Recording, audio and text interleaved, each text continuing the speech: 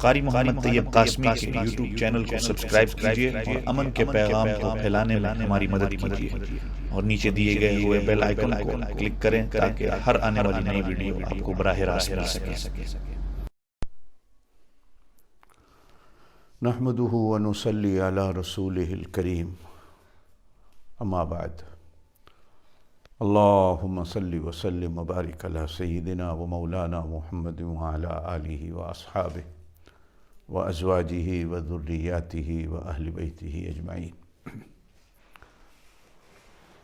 ناظرین و سامعین، السلام علیکم ورحمۃ اللہ وبرکاتہ۔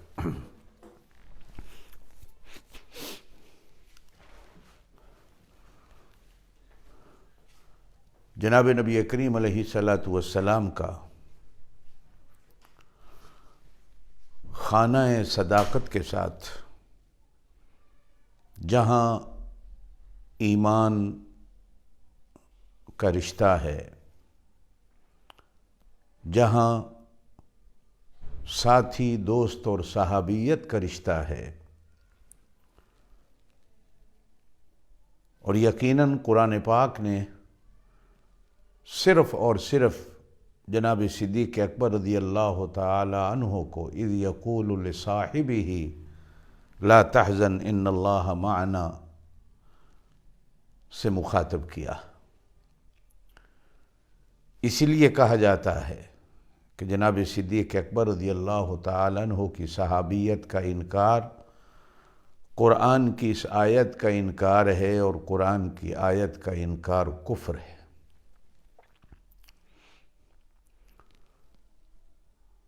پھر یہ ایک اور رشتہ جڑتا ہے، اور نبی پاک صلی اللہ علیہ وسلم کا ارشاد گرامی ہے، جس کو میں نے بیٹی دی یا جس سے میں نے بیٹی لی وہ سارے کے سارے جنتی ہیں، اس لیے کہ میرا رشتہ یا میری بیٹیوں کا رشتہ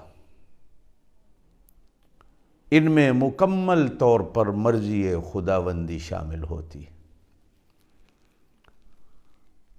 اور اللہ کی مرضی کو غلط کہنا یا اس کے اندر کیڑے نکالنا یا اس پر طعن و تشنیع کرنا یہ بھی کفر میں آتا ہے۔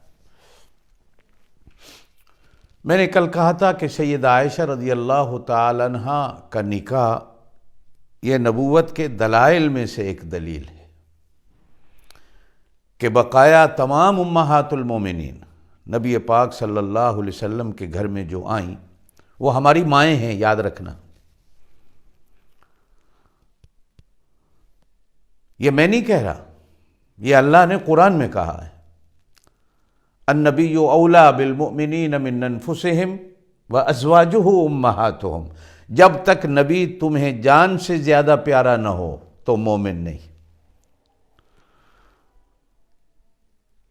نبی کی ازواج مومنین کی مائیں ہیں، مائیں۔ جتنی بھی ازواج مطہرات نبی پاک صلی اللہ علیہ وسلم کے گھر میں آئیں، کوئی ایک جگہ سے بیوہ ہے، کوئی دو جگہ سے بیوہ ہے، تنے تنہا سیدہ عائشہ رضی اللہ تعالی عنہا نبی پاک صلی اللہ علیہ وسلم کے گھر میں کنواری آتی۔ کل میں نے کچھ باتیں اسی سلسلے میں عرض کی تھی۔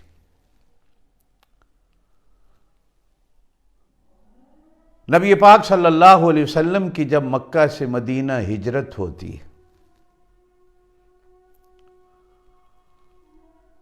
تو آپ صلی اللہ علیہ وسلم کی ہجرت کے بعد آپ کے گھر کے لوگ اور خانہ صداقت کے گھر کے لوگ ہجرت کر کے یہ بھی مدینہ آتے ہیں۔ ام المومنین سیدہ عائشہ رضی اللہ تعالی عنہا خود فرماتی ہے، میری ابھی رخصتی نہیں ہوئی تھی، جیسے ہی ہجرت کر کے لوگ، اس وقت یہ یثرب تھا، بیماریوں کی جگہ، تو تمام کو بخار نے ایک وبا چل پڑی بخار کی اور مکے سے آنے والے سارے بیمار ہو گئے۔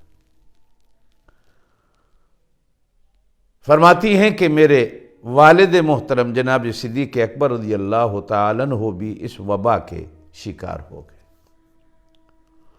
میں ان کی تیمارداری میں مصروف تھی کہ اچانک میرے کانوں میں سیدنا بلال حبشی رضی اللہ تعالیٰ عنہ کی آواز آئی کہ وہ اہل مکہ کو برا بھلا کہتے ہوئے یوں کہہ رہے تھے کہ نہ وہ ہمیں مکے سے نکالتے اور نہ ہم مدینہ میں آ کر بیمار ہوتے، ظالموں نے ہمیں نکلنے پر مجبور کیا، نکالا اور یہاں ہمیں آ کر بیماری نے گھیر لیا۔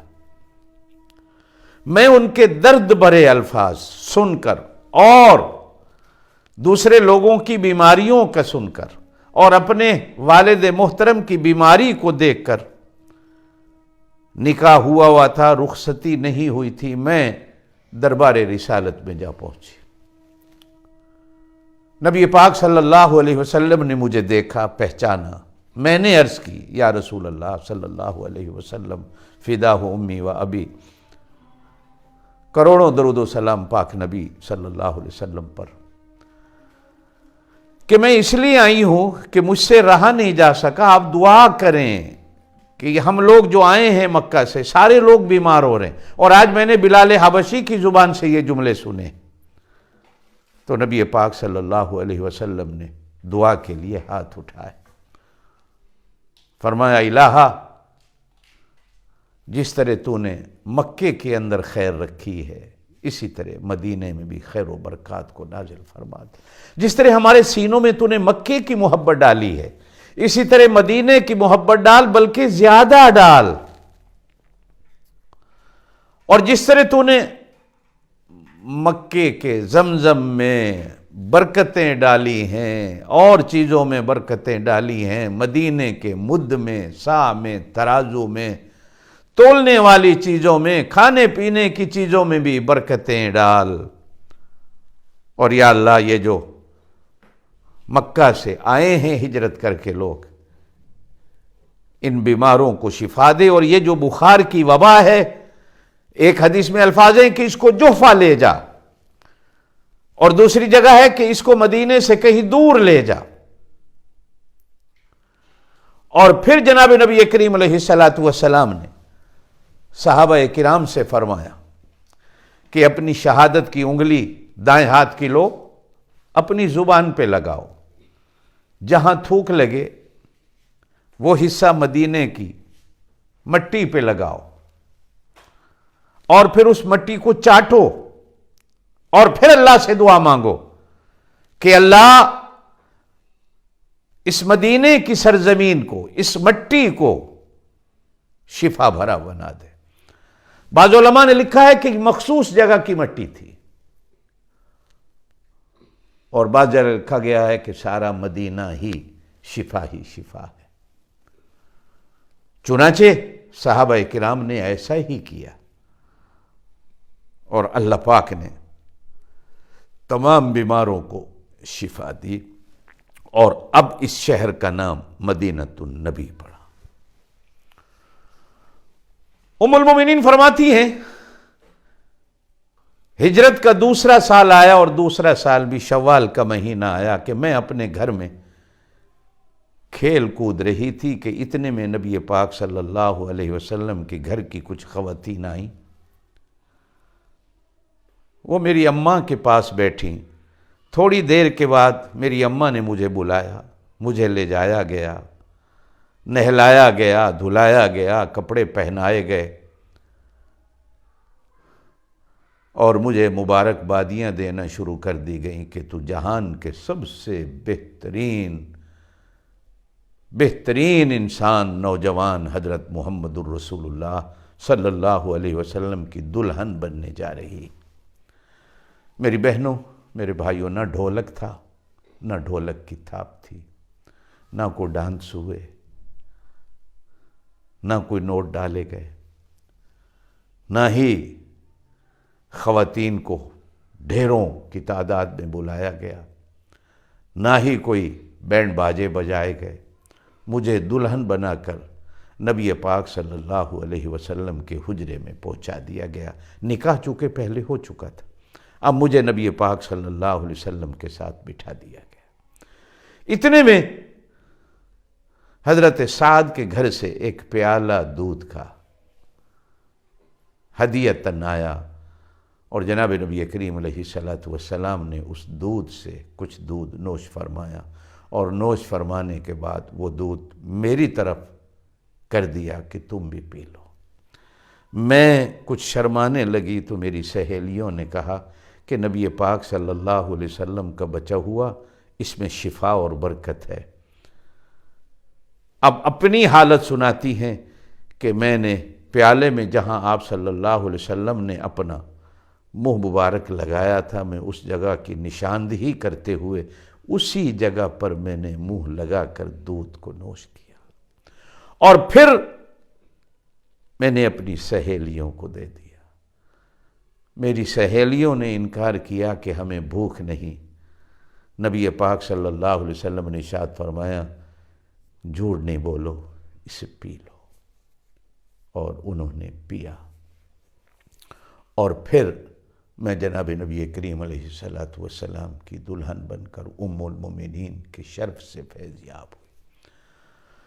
اپنے حجرے کی حالت سناتی ہیں کہ جس حجرے میں مجھے لے جایا گیا وہ 3 گز مربع تھا،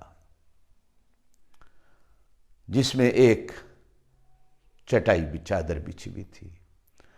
اس چادر کو اگر ہم ڈبل کر لیتے تو بستر بن جاتا، اکہری کر لیتے تو موسم سرما میں، سردی کے موسم میں اوپر اوڑھ لی جاتی تھی۔ ایک مٹکا پانی کا تھا اور ایک مٹکا کھجوروں کے رکھنے کا تھا۔ ایک بڑا برتن تھا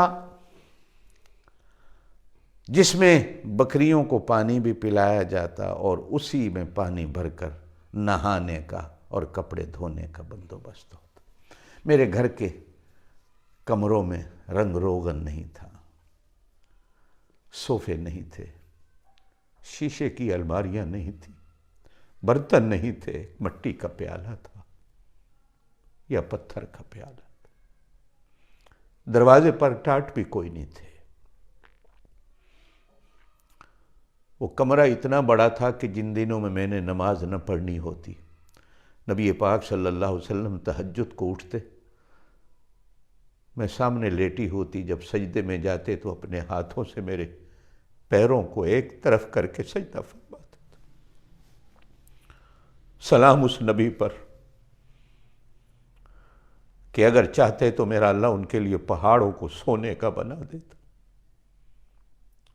اللہ چاہتے تو دنیا جہان کی دولتوں کے ڈھیر لگا دیتا، لیکن فرمایا الفقر فخری، میں اپنے اس فقر پر فخر کرتا ہوں۔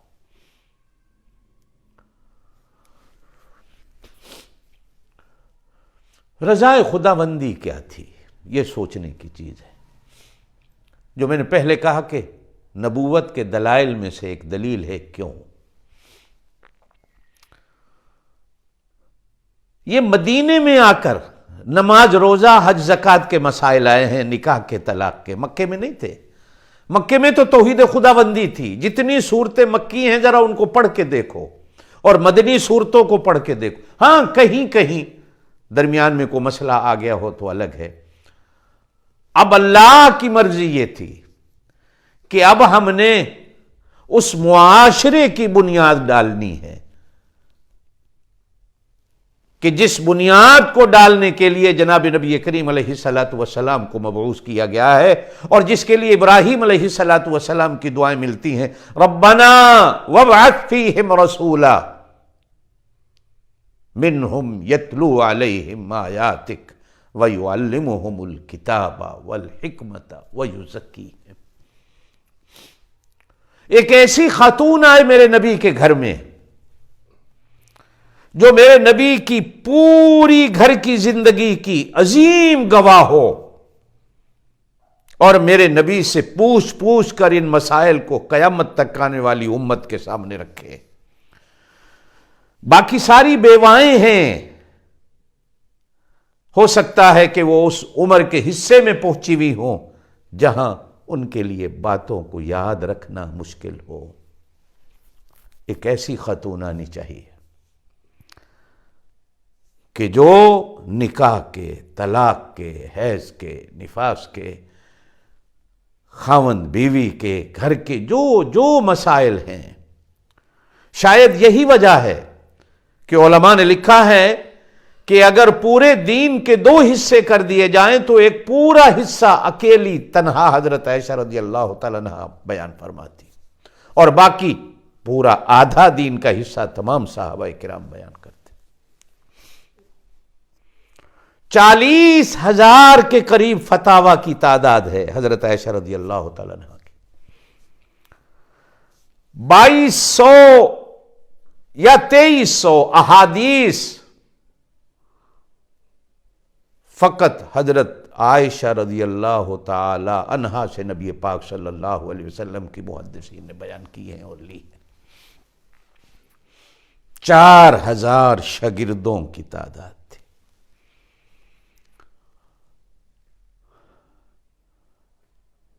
خلفاء کے زمانہ خلافتوں میں کہیں گاڑی رک جاتی مسائل کی ضرورت میں تو سیدنا صدیق اکبر رضی اللہ تعالی عنہ بھی اپنی بیٹی کے گھر کا دروازہ کھٹکھٹا کر ان سے مسئلہ پوچھتے تھے۔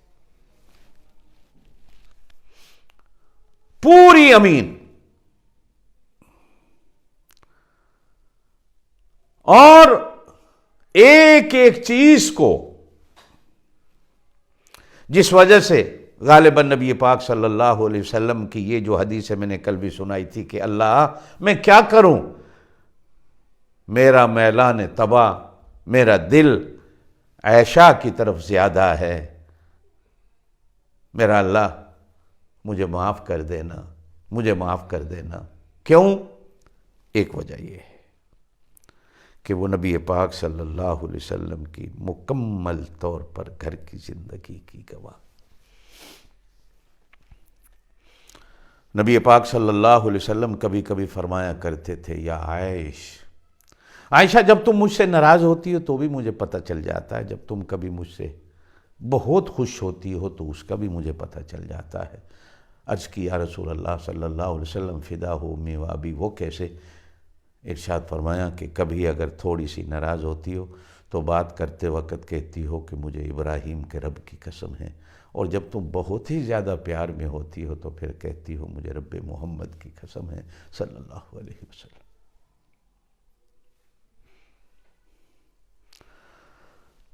حضرت ختیجہ کا انتقال مکے میں ہو گیا تھا۔ حضرت سودا بنت زمع کا حجرہ پہلے سے تیار تھا، حضرت عائشہ کا حجرہ بھی پہلے سے تیار تھا۔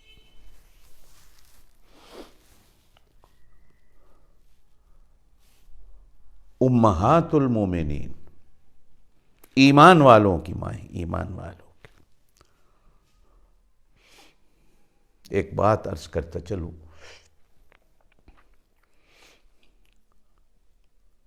کہ اگر اللہ پاک میاں بیوی دونوں کو جنت میں لے گیا تو دونوں جنت میں ساتھ ہوں۔ امہات المومنین نبی علیہ السلام کے ساتھ مقام محمود والی جنت میں ہوں گی، اور حضرت عائشہ نبی پاک صلی اللہ علیہ وسلم، اس لیے کہ نبی پاک صلی اللہ علیہ وسلم نے خود دعا مانگی، اللہ مجھے ایسی بیوی دینا جو دنیا میں بھی میری ہو اور جنت میں بھی میرے ساتھ۔ یہ نبی پاک صلی اللہ علیہ وسلم کی جنت کی رفیقہ ہے۔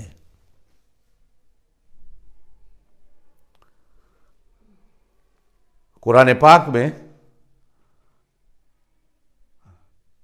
عورتوں کے لیے کئی الفاظ استعمال کیے گئے، کہیں کہا گیا یا نساء، کہیں کہا گیا فتیات، کہیں کہا گیا مومنات۔ نبی پاک صلی اللہ علیہ وسلم کے گھر میں آنے والیوں کو قرآن نے اکثر جگہ پر ازواج کہہ کر مخاطب کیا۔ ازواج جمع ہے زوجہ کی، زوجہ جوڑ، ایک معنی تو آپ یوں کر سکتے ہیں کہ نبی کے ساتھ جن کا جوڑ اللہ نے لگایا. اینٹ کا جوڑ سیمنٹ سے لگتا ہے یا گارے سے لگتا ہے. لکڑی کا جوڑ کیلوں سے لگتا ہے. کاغذ کا جوڑ گلو سے لگتا ہے. کپڑے کا جوڑ دھاگے سے لگتا ہے. روحوں کا جوڑ میرا اللہ جوڑتا ہے. الطیبات للطیبین والطیبون للطیبات. پاک لوگوں کے لیے پاک گھر والیاں ہوتی اور پاک گھر والیوں کے لیے پاک مرد ہوتے. الخبیثات للخبیثین والخبیثون للخبیثات. پلیت مردوں کے لیے پلیت عورتیں ہوتی.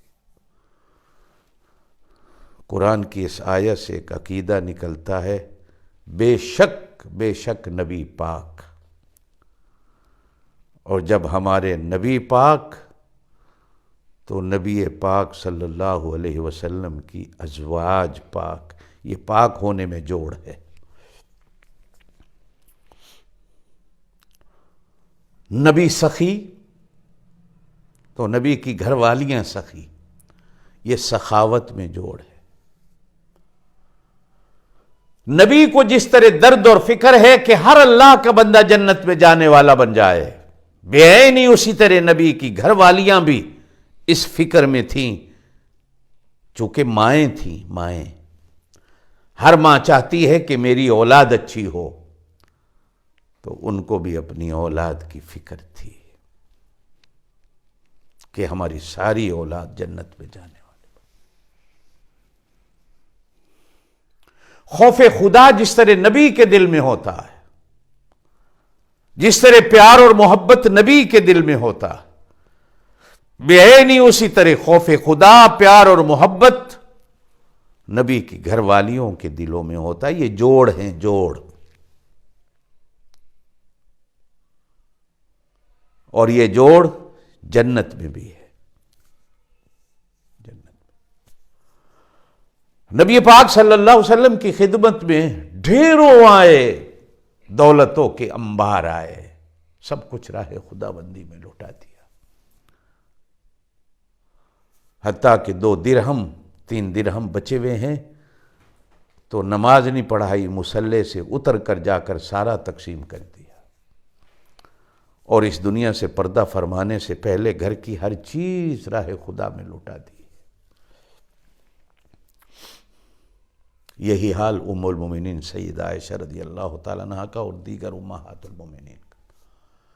ایک ایک دن میں لاکھ درہم آیا. ایک ایک دن میں سارا راہ خداوندی میں ایک ہی دن میں لوٹا دیا.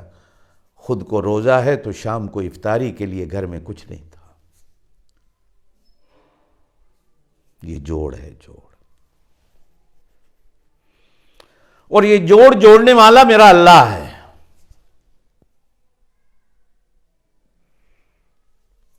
کسی کو اعتراض ہے تو پھر اللہ پر اعتراض کریں کہ اللہ نے یہ جوڑ کیوں لگائے.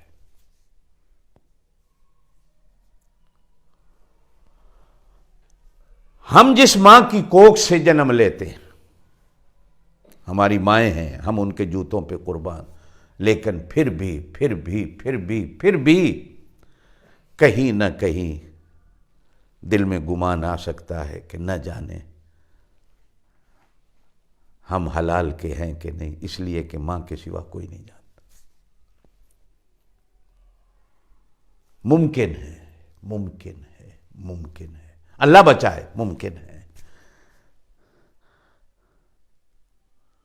اور ان کو ہماری مائیں، ہم نے کہا، ابا نے بتایا، نانی نے بتایا، دادی نے بتایا، رشتہ داروں نے بتایا یہ تمہاری ماں ہے.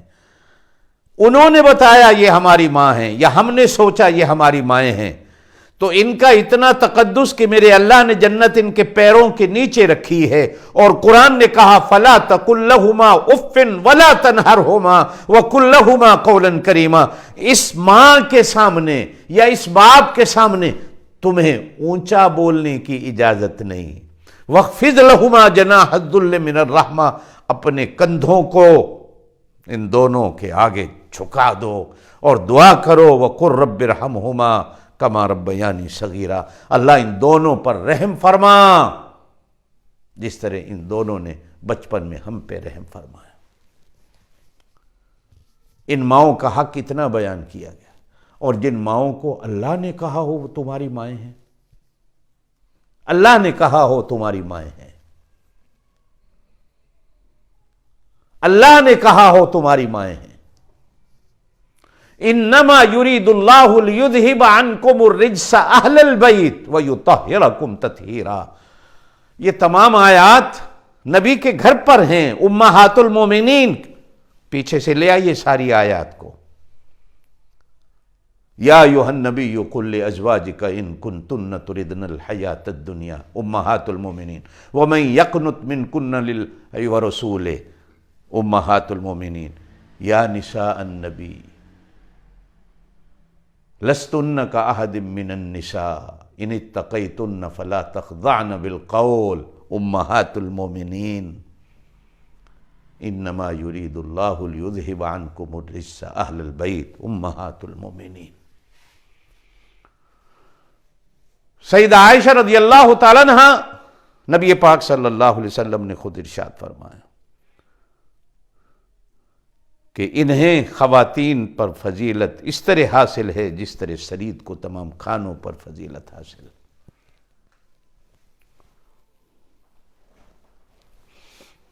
تقوی، پرہیزگاری، خوف خداوندی۔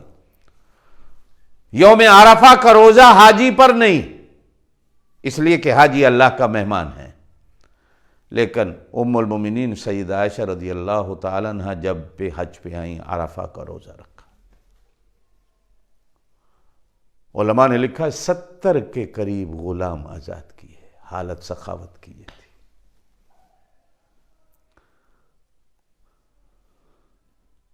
کیا کہا جائے، کیا کہا جائے، کیا کہا جائے۔ ناظرین و سامعین،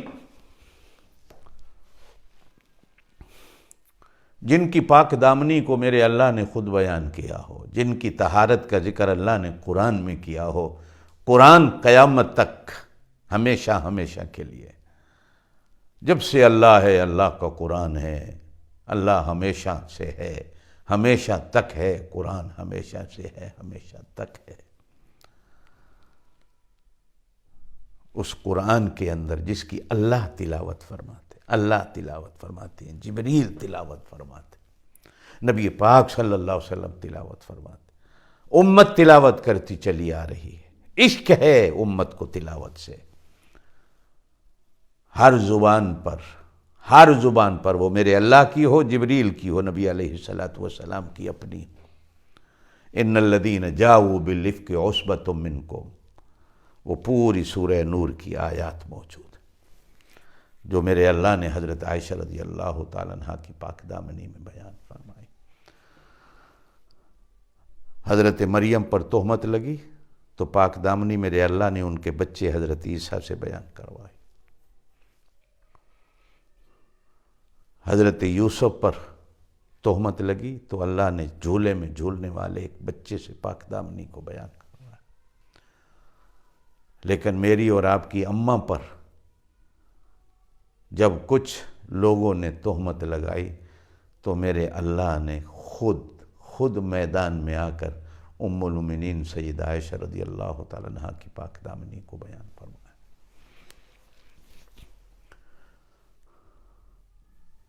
جن کے حجرے کو جنت کا ٹکڑا کہا گیا ہے، جن کے مکان کمرے کو جنت کا ٹکڑا کہا گیا ہے، یہ میں نے نہیں کہا، نبی پاک صلی اللہ علیہ وسلم نے خود فرمایا ہے۔ اور ہر مسلمان مدینہ پاک میں جانے والا اس جنت کے ٹکڑے کو دیکھ کے آتا ہے جو حضرت عائشہ رضی اللہ تعالیٰ عنہ کا حجرہ ہے، اور اس جنت میں زندگی ہے، اس جنت میں حیات ہے۔ یہ حجرہ کس کا ہے؟ ام المومنین سیدہ عائشہ رضی اللہ تعالیٰ عنہ کا۔ اللہ اکبر، اللہ اکبر، اللہم صلی وسلم وبارک علی سیدنا و مولانا محمد وعلی آلہ واصحابہ. زندگی رہی تو انشاءاللہ تعالی باقی آئندہ. سبحان ربک رب العزت عما یصفون وسلام علی المرسلین والحمد للہ.